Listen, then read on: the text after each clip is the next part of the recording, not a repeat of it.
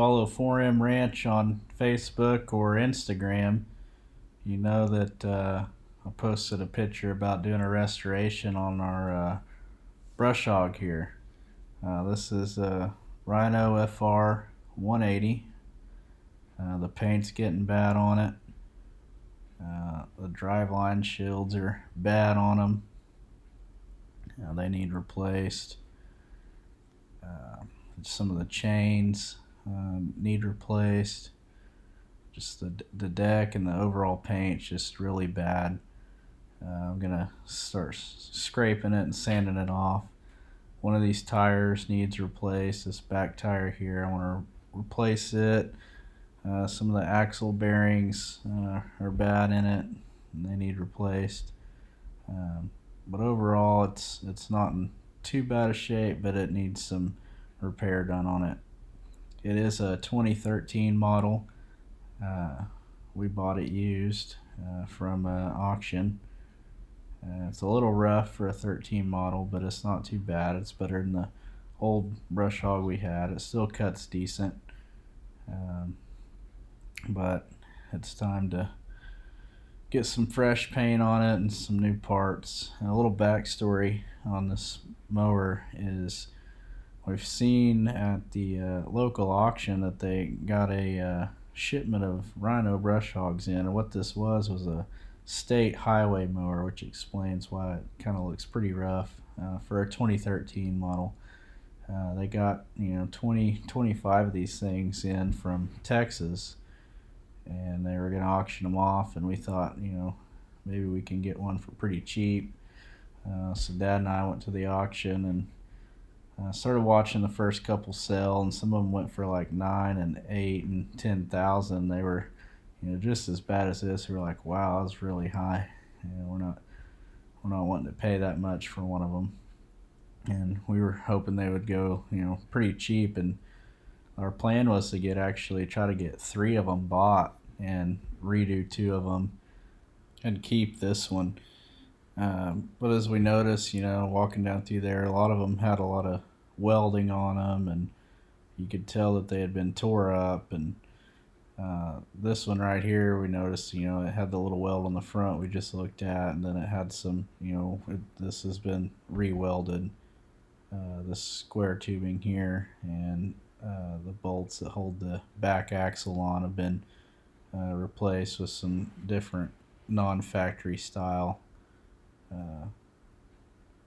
deals. But a lot of the mowers were broke right here on this back and down to the tires, and had all been re-welded, but this one seemed to have the most, or actually the least amount of welding done on it as far as repairs. So this one was towards the end of the group, and it was the first one that we bid on, and I think, if I remember right, I think it went for around like 3,800 or 4,000. I can't remember. We got it for around that price, and then we decided to get one more, and it went for a little higher. I think it might have went for like 43 or somewhere in there. So we were hoping maybe to get 3 of them, but we ended up with 2 of them for around $8,400, somewhere in there, and I stripped the other one down and repainted it a couple years ago, and we actually sold it for around $7,000. So we got our money back out of it, and we pretty much broke even on this one. But when we first got this one, we had to do a couple things to it. We had to fix the stump jumper underneath. The little weldment part in there had broke and worn out, so the stump jumper was really loose, and the blades would vibrate real bad, and we had to put new blades on it and blade bolts before we could use it. So we spent a little bit of money as far as getting it going on that part, but we've been using it for about 2 to 3 years. This will be the 3rd year we've had it, and I've been wanting to get it done, but ended up and did the drill year before last, so I put this off, and Last summer I was busy doing other stuff, and I was gonna try to do it this fall, but I didn't have time. So now's a good time. I got the drills down right now, and I'm waiting for some parts to get machined to fix it. So I went ahead and pulled this over here and started working on it. Another thing on this on the front was that skid shoe we just looked at. It is really bent right there, and we had to fix that, and this hitch is kind of wore out, so I kind of need to replace that part too. But overall, it's not in too bad a shape. I'm going to get all the drive lines pulled off, try to sand some of this kind of cancered metal up top and get most of it off that I can, and get it smooth for the new primer and paint. It's a little bit worse now from what it was when we first got it, just because it's set outside, and there was a couple times that I forgot to blow the grass off. But that's really what eats these decks up, is grass getting built up all over them, and it not being blown off, and then it getting rained on, and it just eats the metal up bad. So to make sure you keep them blown off. But anyway, this is pretty much it. So now I'm going to start tearing it apart and start stripping it down and getting everything ready for paint. So the audio probably seems a little off on the video here because it was just so windy. I had to do a voiceover for the video. Anyway, let's get started.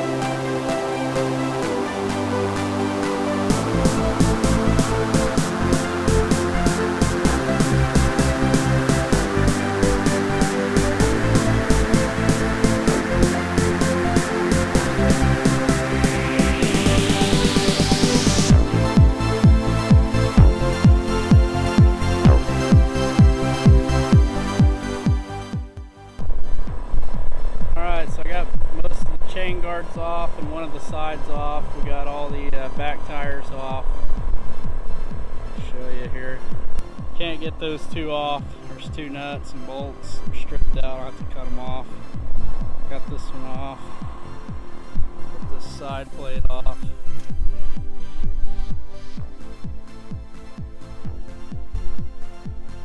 These chain guards all off. Let me get this side plate over here off.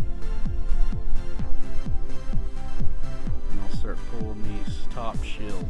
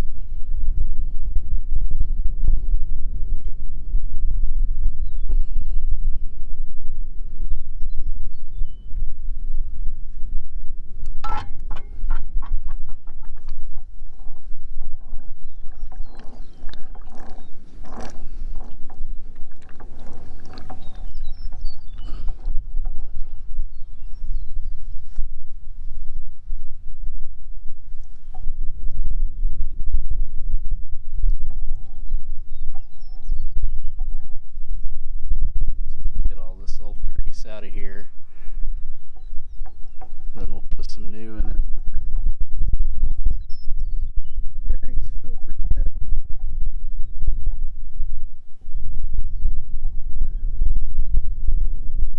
These seals are starting to leak those.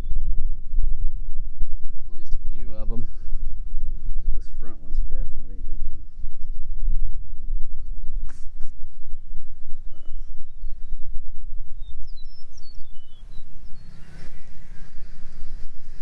Put the cover back on so it don't get contaminated.